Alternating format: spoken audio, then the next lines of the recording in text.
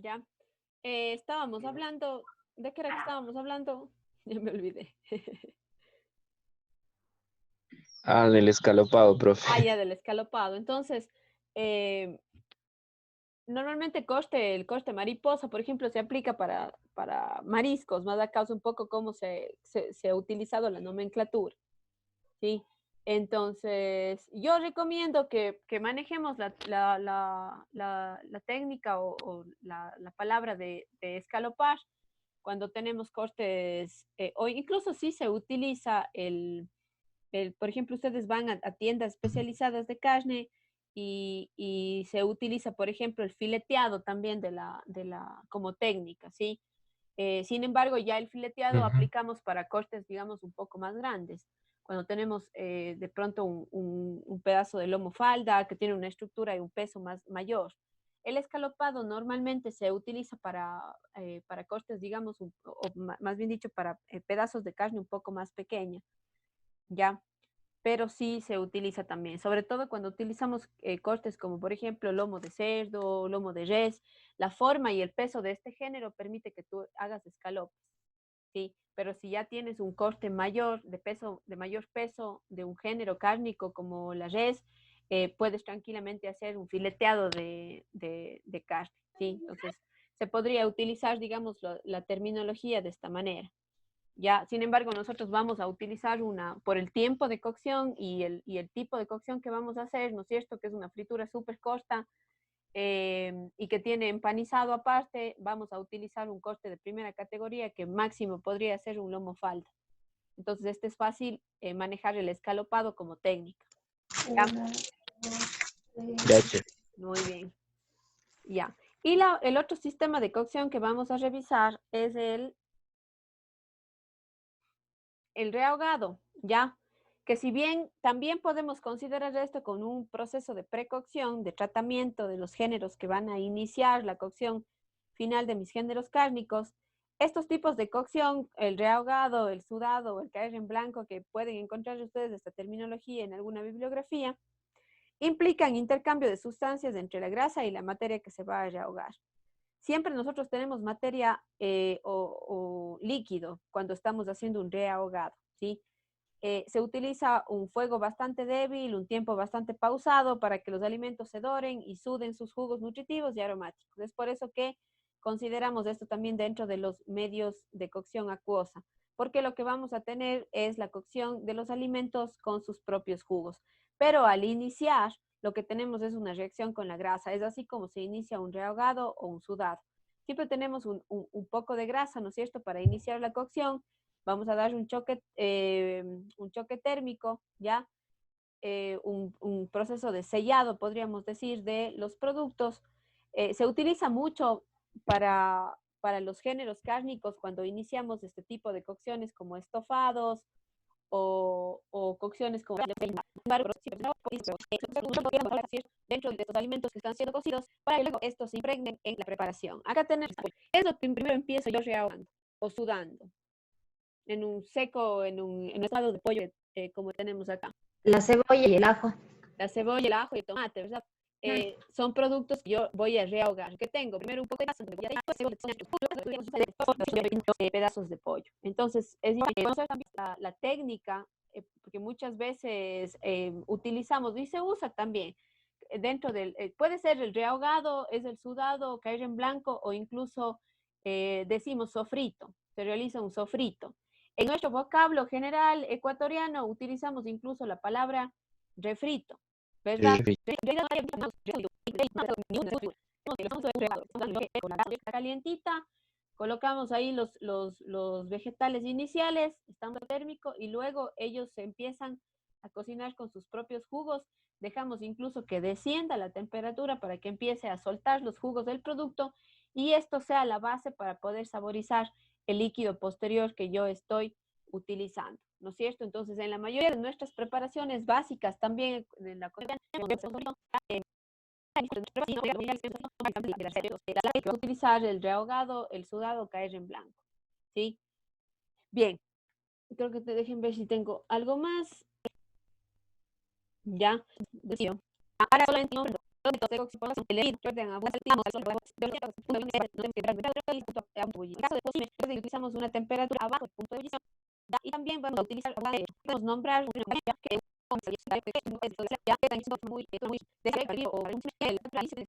la temperatura para reducir los alimentos. Siempre decíamos que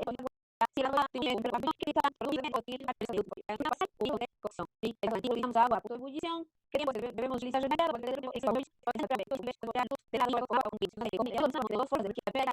ya. Aquí el propósito era disolver, por ejemplo, la sal o la sangre, ¿no es cierto?, las impurezas de los huesos y los productos cárnicos. Y en el caso del blanqueado que se hace a partir del punto de ebullición, el género y no salgan hacia el líquido de cocción. ¿Ya? Se generan en general en estas ollas especiales, ¿no es cierto? El término vapor hace referencia a que los alimentos, sí, ¿no es cierto?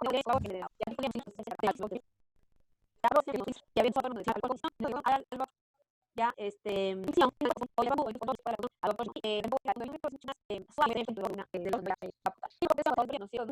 superaba el punto de ebullición, son los alimentos que yo coloque dentro al vapor. También famoso papel con su guarnición dentro de una bolsa que podía ser de papel sulfurizado, de papel aluminio, ¿no es cierto? Y que realizaba alimentos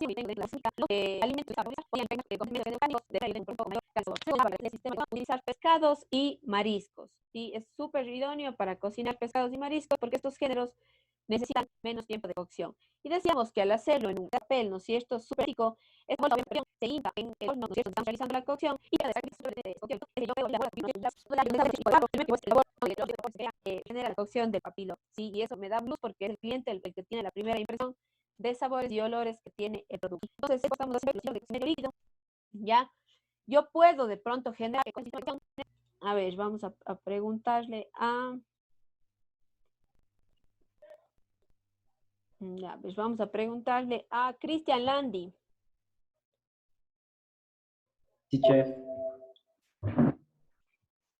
Ya, vamos a preguntarle si es que estos sistemas de cocción que hemos visto en medio acuoso pueden generar una reacción de Maillard. No. ¿Por qué no? Porque, ¿cómo se dice?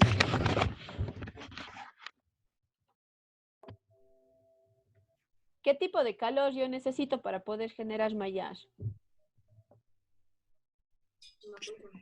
Por eso se temperaturas para que haya ¿Dónde se me perdió el Cristian? A ver. Calor directo. Calor directo. Ya, directo qué, pero recuerden, calor seco. Calor seco. ¿Ya? Directo.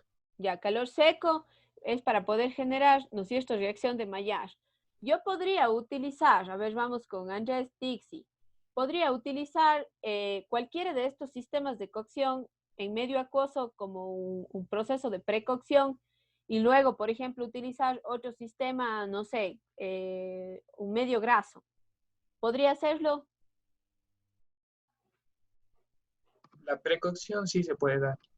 Ya, ¿cuál de estas cocciones podríamos utilizar como precocción para aplicar luego, por ejemplo, en un salteado que es una cocción en medio graso? El blanqueado El blanqueado, ¿cuál otro podría ser? al vapor. Al vapor, bueno, sí, podría ser también, y el hervido, ¿sí? Recuerden, si es que yo tengo géneros que necesitan más tiempo de cocción, como por ejemplo una zanahoria yo blanqueándola posiblemente no alcance la cocción, ¿no es cierto?, la zanahoria antes de someterse a un salteado. Pero si yo, por ejemplo, voy a hervir una zanahoria, ¿no es cierto?, entonces tranquilamente yo podría utilizar este método como precocción y luego terminar, ¿no es cierto?, de cocinar la zanahoria dentro de un salteado. En el caso de los géneros cárnicos, es importante que identifiquemos, por favor, los tipos de cortes, ¿no es cierto?, primera, segunda o tercera categoría, el género del producto que estoy utilizando y obviamente el tiempo de cocción. Siempre las cocciones en medio o en medio acuoso se puede aplicar para géneros como la res, el cerdo y demás, el pollo, puede ser. Sin embargo, está mucho más recomendable para hacerlo con productos como los pescados y los mariscos, ¿ya? Y hablando un poco de pescados y mariscos, hemos visto con ustedes ya, entramos, digamos, con los primeros temas de cocción de estos géneros y el primer producto que vimos, la cocción, era el pulpo, ¿verdad?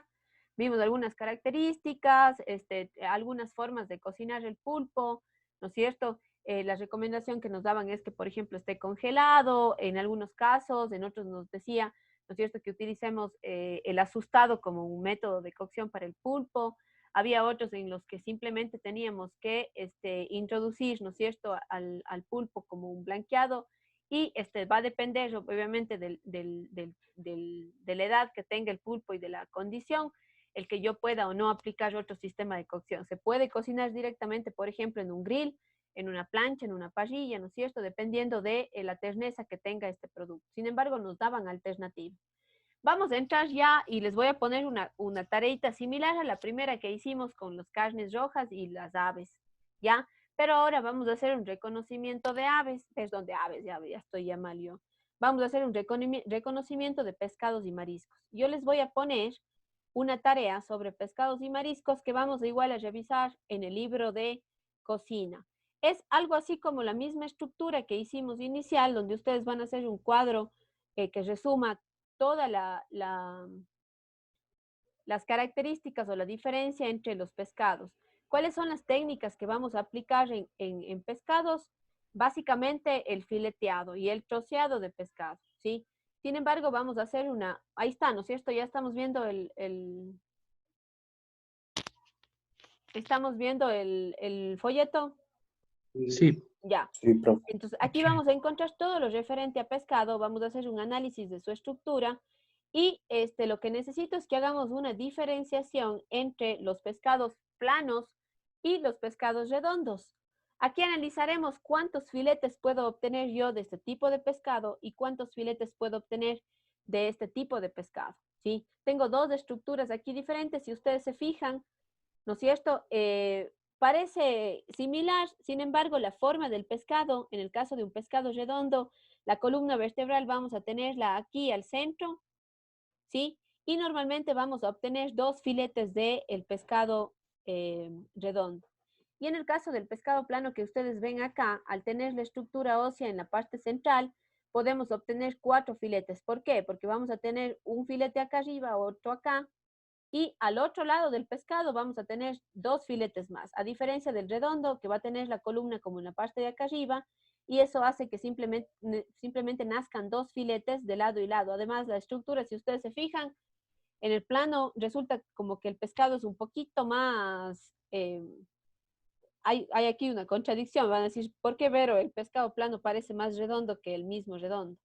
Es redondo por la estructura ósea, ¿sí? Porque vamos a obtener 2 filetes de lado y lado, entonces su forma es redonda. Pero en el pescado plano yo obtengo la estructura ósea a la mitad, entonces puedo obtener un filete, 2 filetes de este lado y doy vuelta al pescado y obtengo 2 filetes del otro lado. Por lo tanto, en los pescados planos yo puedo sacar 4 filetes y en el pescado redondo voy a sacar 2 filetes, ¿sí? Entonces vamos, ya les voy a poner la tareita, vamos a hacer un análisis de los pescados, de su carne, de su consistencia, de su textura, de su valor nutricional, ¿ya? Y hacer también clasificación, porque la clasificación que yo les estoy mostrando acá de estos pescados, estamos realizándolo en base a su forma, pero podemos hacer una clasificación de pescados también a través de su estructura, blancos, que es la composición de su carne. Entonces también vamos a hacer, les voy a poner la tareita, ¿ya?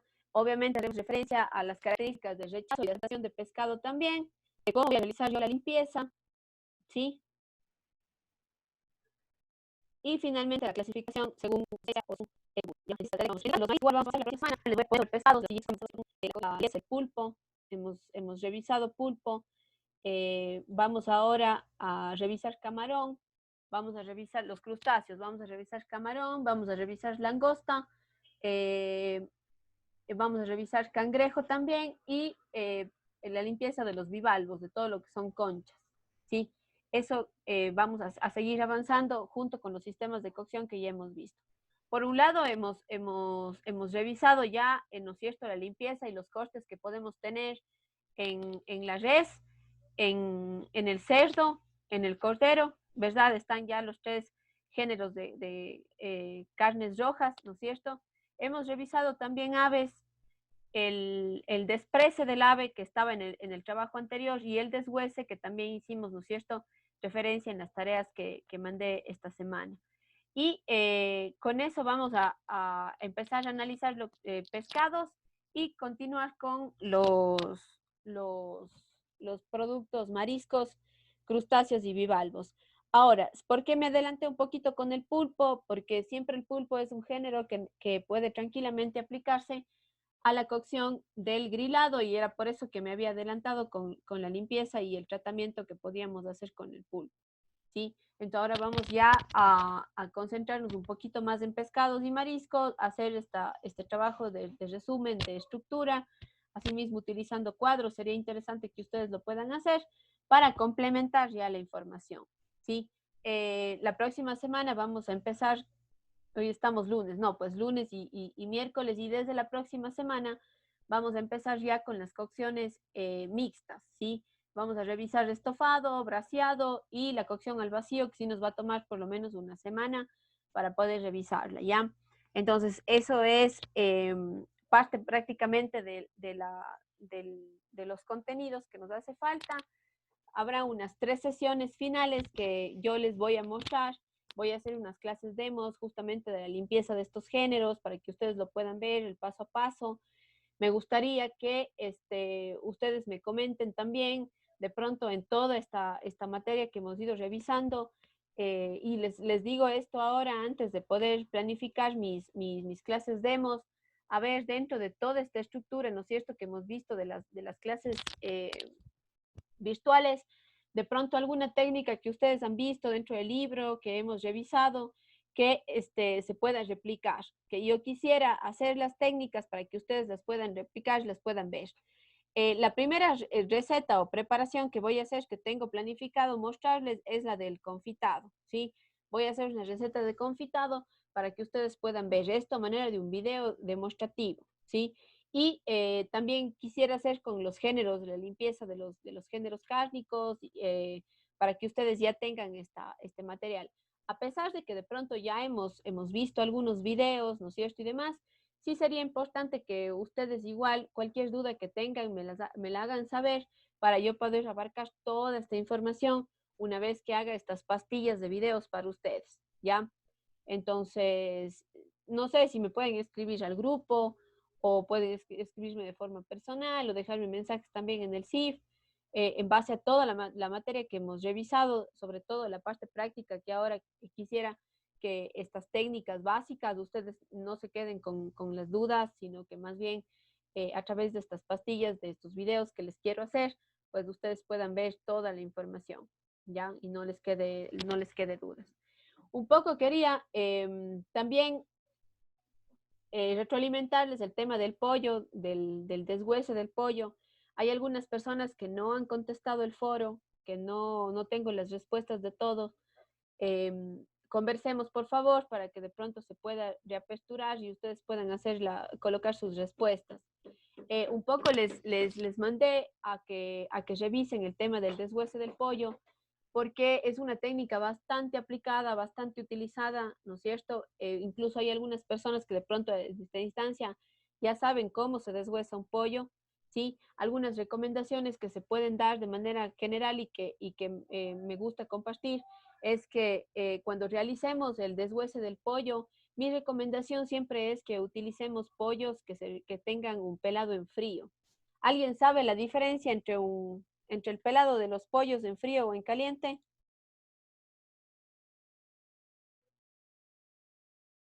En caliente es más fácil pelar. Es más fácil pelar el pollo, sí, tienes razón, Andrés. Tienes razón. Una de las características que nosotros queremos obtener al deshuesar un pollo es que la piel del pollo se mantenga intacta, se mantenga entera. ¿Por qué? Porque un pollo deshuesado, lo más probable es que yo aplique qué cosa o que vaya a utilizarlo para qué.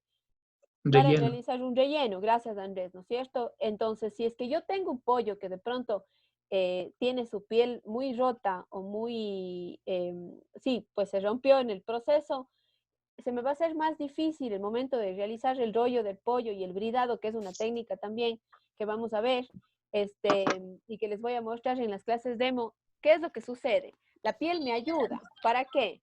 Para que toda la carne, ¿no es cierto? Y el relleno que yo estoy colocando se mantenga dentro.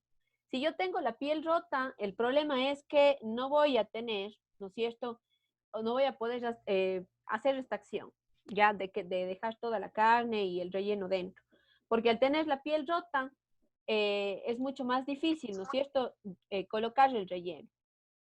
Entonces, se recomienda que ustedes elijan pollos que sean pelados en frío, que son los pollos que obtenemos de estas empresas grandes, ¿no es cierto?, que procesan los pollos sin someterlos a temperatura. Si nosotros pelamos el pollo en caliente, ¿qué es lo que tenemos que hacer? Utilizar agua hirviendo, ¿verdad? Esto, ¿qué es lo que hace? Incluso cambia el color de la piel del pollo, volviéndola mucho más amarilla, ¿verdad? Cuando el pollo está crudo, a menos que sea un pollo criollo, ¿no es cierto? Un pollo de campo, va a tener la coloración de la piel y de la carne mucho más amarilla. Pero muchas veces también tenemos que en la industria lamentablemente hacen así. Le dan de comer o dentro del maíz o de la alimentación, les ponen incluso colorantes a los pollos para que su piel y su carne sea mucho más amarillita posterior, ¿sí? Pero el someter al pollo para pelarlo a temperaturas altas también hace que la estructura de la carne cambie y obviamente la temperatura hace que la piel se rompa, ¿sí? Entonces tengo una piel que está prácticamente precocida y que ya no va a tener la función de ser elástica y de mantener la carne y el relleno dentro de mi pollo. Entonces, para eso utilizo un pollo que sea pelado en frío y se recomienda que sean pelados en frío. La desventaja con estos pollos es que los pesos muchas veces son pequeñitos, los pollos que son pesados en frío.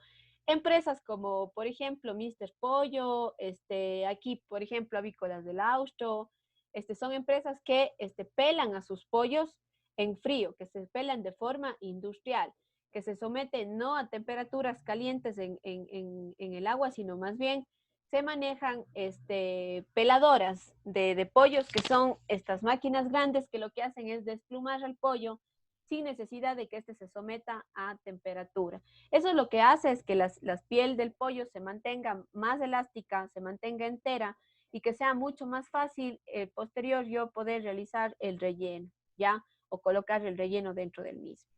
Entonces es una ventaja que tiene. Ahora hay personas que dicen que, por ejemplo, los pollos, estos pollos blancos que normalmente son, ¿no es cierto? Sí les han visto. Sí.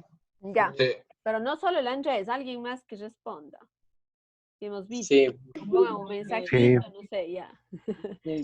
Ya, estos pollos, si ustedes los ven, son pollos más pequeñitos, ¿no es cierto? Entonces, es una de las desventajas. Pero la ventaja es que yo puedo tranquilamente dejar la piel entera cuando hago el deshuesado.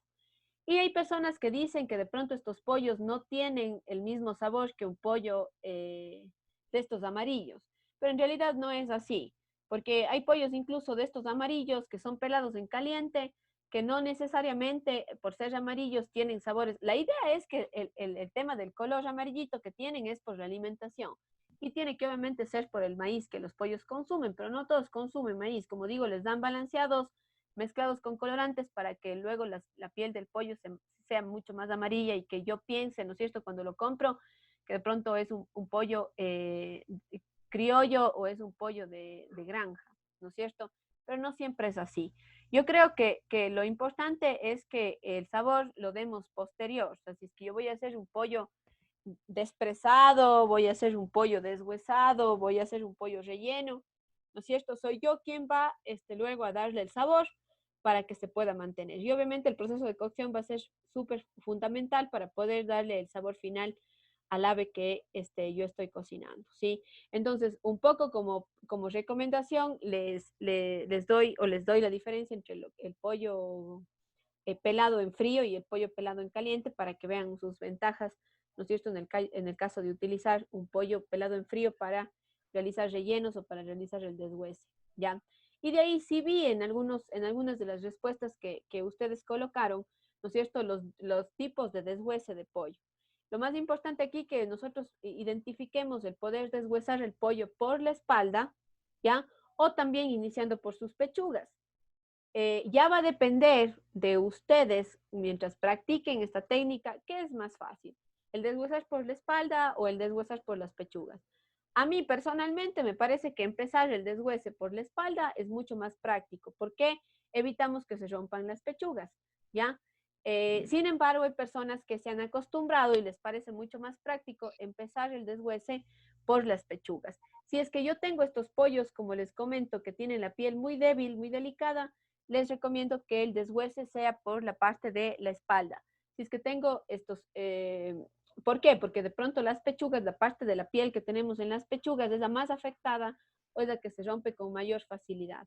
Entonces, siempre hay que cuidar esta parte del pollo cuando yo hago un deshuese para evitar que la piel se rompa con facilidad. Entonces, por eso recomiendo que el deshuese del pollo se realice por la espalda, ¿sí?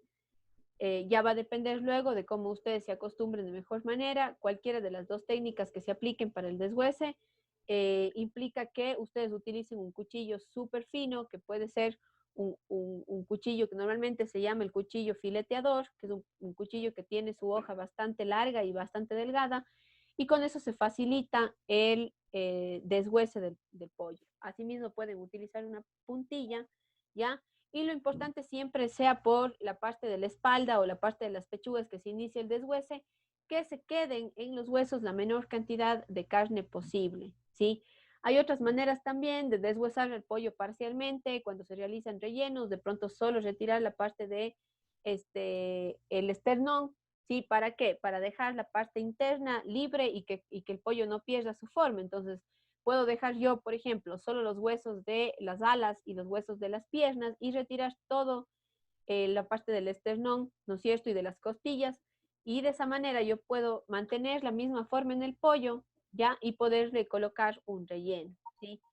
Voy a buscarles unos videitos por ahí que tenía de un pollo que justamente fue deshuesado de esta manera, un pollo ya, pero ya final, solamente el corte, para que ustedes vean cómo puede mantener la forma el ave. Y ustedes pueden colocar relleno también en el caso de que no quisieran deshuesarle completamente al pollo, ¿sí? Entonces, en el video también estaba súper explícito el video de la chica que estaba, ¿no es cierto?, en la plataforma como inicial para ver. Ya dependerá de ustedes de cómo nos acostumbremos, el deshuesarlo por la parte de la espalda o por la parte de las pechugas, ¿sí? Es un poquito, quería hacer referencia a los trabajos que me han subido. Dice Hernán que hasta hoy estaba abierta. Creo que sí, estaba el foro abierto, no recuerdo. Creo que tenían toda esta semana para hacerlo. Sin embargo, hay algunos que ya he calificado, ya he colocado, ¿no es cierto?, incluso una retroalimentación. Entonces, revisen, por favor. Asimismo, hoy voy a terminar de revisar las fichas. Revisen la retroalimentación, por favor, para que cualquier situación que tengan que hacer el cambio lo hagan, ¿ya? Recuerden que estas recetas tienen que quedar completamente listas para cuando regresemos a las clases prácticas, ¿ya? No sé si tenemos alguna duda adicional. Si es que no es así, me voy a despedir deseándoles una linda tarde, que tengan una buena semana y nos vemos de aquí el día miércoles, ¿ya? ¿Tenemos alguna pregunta? No, chef, todo está No, claro. chef. Profe, ¿hasta cuándo hay que subir ese trabajo? ¿Cuál? El de que nos mandó ahora. El de ahora. Sí, creo que estaba abierta durante esta semana. Voy a ver, ¿ya? Voy a revisar. Ya, Si no, profe. no se preocupen, ya les abro un ratito más el tiempo, ¿sí? Ya, profe. El Pedro me pregunta si no puedes subir lo del foro del fin de semana porque pasé ya. Bueno, ya voy a abrirles un ratito más, ¿ya? Y Cristian nos pregunta si es que hay forma de deshuesar sin abrirlo. Sin abrirlo, lo pueden hacer, pero es muy difícil. Sin embargo, la parte, por ejemplo, del deshuese de las piernas y antepiernas es muy difícil hacerlo si no lo abres, ¿sí? Si es que el pollo o por ejemplo, estuviéramos haciendo el deshuese tal vez de un pavo, es más fácil hacerlo sin abrirlo porque el tamaño permite que de pronto tú ingreses con el cuchillo y puedas ir limpiando. Es mucho más largo, pero sí se puede hacer el deshuese del pollo entero, ¿sí? Pero yo les recomiendo más bien que el deshuese sea parcial.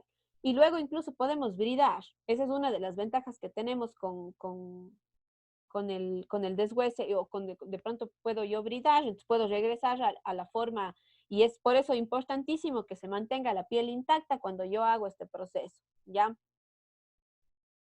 Eso, no sé, algo más antes de que se nos acabe el tiempo. Noche. Sí, profe, la tarea que envió es solo del pescado, ¿verdad? Ahora es de pescado, sí, ya les voy a cargar, todavía no he cargado la tarea, ya les voy a cargar. Ya, listo, gracias. Ya, Pedro Galarza nos dice que hay como cortar el pollo y deshuesar pieza por pieza. Claro que sí.